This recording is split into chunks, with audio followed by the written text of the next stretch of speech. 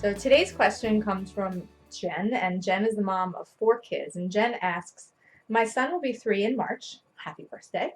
And I have an 11-month-old, a 10-year-old, and a 17-year-old. I don't know when it started, but my almost 3-year-old has been hitting other children.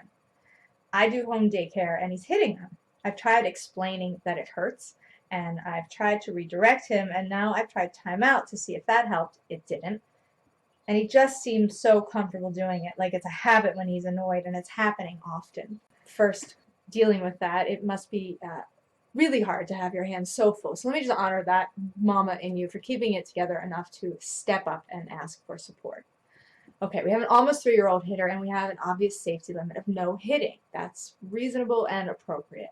So let me first say that this is a developmentally typical behavior, and while not acceptable, arms and legs provide a really convenient release for the overwhelming frustration that happens in the toddler brain. He's also in a period of what science calls disequilibrium. Now that means that around age 2.5 to 3, he's learning to integrate all the new skills that he learned in the previous 6 months. And there's a bit of regression, there's a bit of a downside to that. As his brain upgrades, you might see some struggles, some aggression, and all kinds of regressive behaviors. And you're heading out of this stage right now, but don't worry, you'll get to practice it again as it happens every 6 months or so in the first 5 years.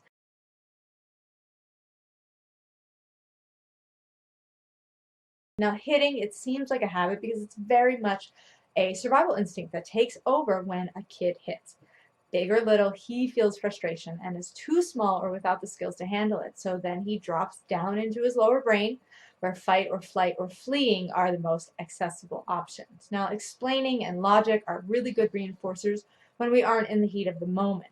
But hitting at this age is still a go-to tool because small children aren't yet equipped with the brain maturity or all of those fabulous coping skills that we adults have. You know, when we don't get what we want, our bodies release stress hormones. Now, most of us don't melt down when, say, the coffee shop is out of our favorite blend. And we can recover then again, but we're usually able to sustain our emotional well-being and recover from positive stress, which happens every day. It ebbs and it flows. But a 3-year-old, when faced with not getting what he wants, is not so able to recover. It's not character, it's just brain science. He's not yet mature enough to remember the no hitting rule. So that's why maybe even after your probably very good explanations, he's still hitting. So how do we deal? Well, first things first, we take the teach tool and we hang it where we can see it. Or we write it down, or we post it on post-it notes and we stick them around the house. I had one mom write it on her hand. I had someone suggest tattooing it to her forehead would be helpful for her, but I don't recommend that. You just have to run around finding a mirror every time. So just hang it up, you'll be fine, and do the first step. The first step is take a breath. As long as everyone is safe, get yourself regulated so that you can handle the aggression. We have to enter a situation in a positive brain state, and if we are feeling angry, we aren't positive. So use coping tools to calm yourself so you can open yourself up to compassion, creativity, and connection.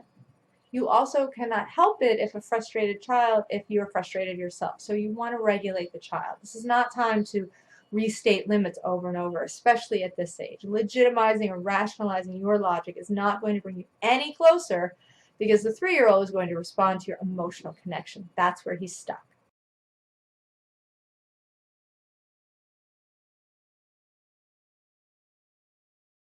So you can say, I won't let you hit, and remove the child. But you don't want to use your shame, your blame, your judgment, or your guilt in your attitude or your tone or your words, because that increases the negative tension and the stress, and then you just get more of the same. I want you to take step 2, which is engage and empathize. When we have an aggressive child, it is important to focus on engaging the child emotionally. Sit down on the floor if you can, or lower yourself. Make sure that you are not seen as a threat, and let him know that you recognize the feelings in him. You're feeling very mad. You must have been frustrated that you couldn't play with that toy to hit your sister. You must have been so mad. Validate that pain that led to the misbehavior. This isn't validating the misbehavior. You've already stated, I won't let you hit. Now you want to empathize with him enough to relax his brain, to open him up to reflection. Step 3 is acknowledge the needs that were driving the behavior. The hitting is a strategy. You can say no to hitting, and you may even stop the behavior temporarily. But unless you address the needs that the underlying strategy were motivated to fulfill, you can't teach your kid anything. Most parents go straight to punishing. But how did you feel being punished? Probably self-involved and revengeful, as you were really only focused on how bad you felt and maybe thinking about ways to not get caught again or ways to exact revenge on the unfairness. You probably were not thinking about the other person or considering your actions in the way that most parents hope that punishment will help kids remember the next time.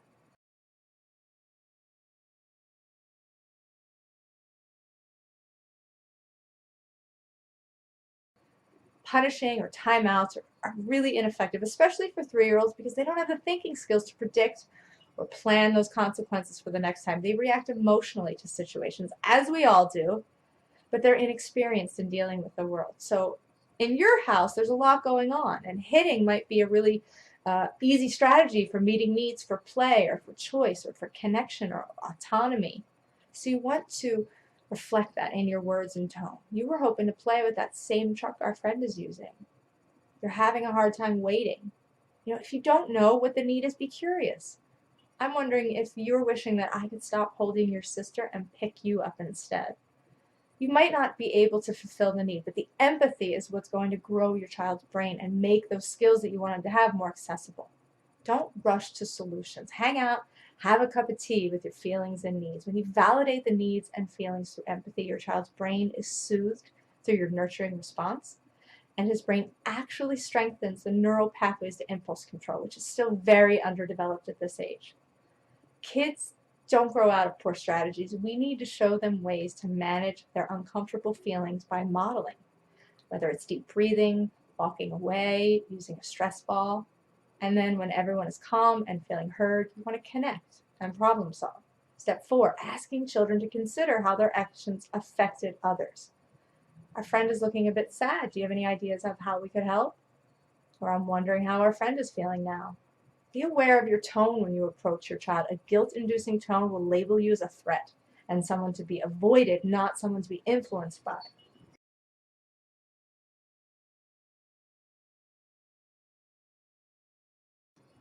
Okay, the last step of the teach tool is always check in with how we're feeling. In your house, there might be a need for some special quality time with you and your son. He may be needing you more than you realize.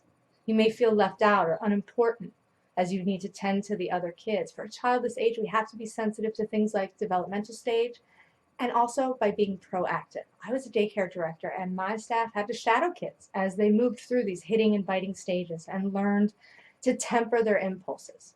There are so many things that it could be: stress, conflict, new transitions. An 11-month-old baby in a house full of other kids needing you is definitely a formula for a young child acting out. So you can't change what you do for a living, but you can change how you respond to your kids. I hope that helped, Jen. As always, you can find more tips and tools on the website. And if you found this teachable moment helpful, please share it with a friend or leave a comment down below and share your stories. Until next time, remember, it's just consciousness, not perfection. Take care, everybody.